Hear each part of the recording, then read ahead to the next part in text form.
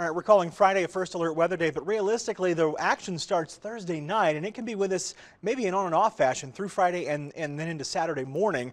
Here's what we're tracking: a storm system that has already prompted a winter storm watch for just about all of the high country. These begin at 6 p.m. tomorrow, and they end at varying times for varying areas on Saturday. These are areas where upwards of around 1 to 2 feet of snow can fall, and you blow that snow around with 40-mile-per-hour wind gusts, especially up in the mountains, and that's where travel becomes a little dangerous with visibility that's less than a quarter mile at times. This is our storm system swirling about in the Pacific Ocean. Things are quiet overhead for right now, but that storm system comes racing in tomorrow night. We'll notice the clouds increasing starting around lunchtime tomorrow. There's noon, and here come the clouds. And then between about 6 and 9 p.m., the snow starts picking up here across the western slope. The snow's going to fill in the valleys through about midnight, and then it's with us through most of the night. Then we get into Friday. There's 6 a.m. on Friday morning. Now watch what happens with our futurecast here. It actually dries us out on Friday. Now that's not out of the question. It is a possibility, but our futurecast is really banking on Friday becoming warm enough from lunchtime on that the humidity in the lowest 1,000 feet or so of the valley is going to be low enough that that rain's going to evaporate. The cooler we are, the rainier we're going to be in the valleys. Snow's going to hold on up in the mountains. It's scattered about the mountains, and some of the snow's going to be heavy through Friday evening, and we even have areas of snow through the night Friday and into Saturday morning. You see it largely starting to wind down though, but a little secondary insurgence of snow comes in on Saturday morning. That's more for the mountains, but we may have some little scattered areas of snow here on the western slope as well. I don't want to guarantee that we're all going to get snow on Saturday morning, however, and Friday night to Saturday morning anyway.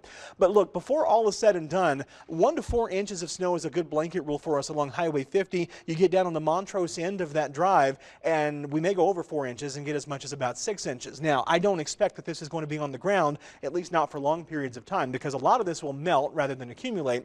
But in addition to that, that change from snow to rain on Friday is going to wash away a lot of the snow that does fall. And then you get up in the mountains, and that's where the big snow happens to fall. We're talking upwards of a foot on the Grand Mesa, up to that anyway, and then 1 foot to 1.5 foot can fall over in the Elk Mountains, and we may top 2 feet in some parts of the San Juans. Not everybody gets that much, but you see where I'm going here. Even around Cortez, 1 foot to 1.5 foot of snow is not out of the question. West of the divide, it's a good 5 to 10 inch rule with maybe 1 foot to 1.5 foot in localized cases. You get east of the Continental Divide and over toward the Denver metro area, it's likely 1 to 4 feet, so not as much.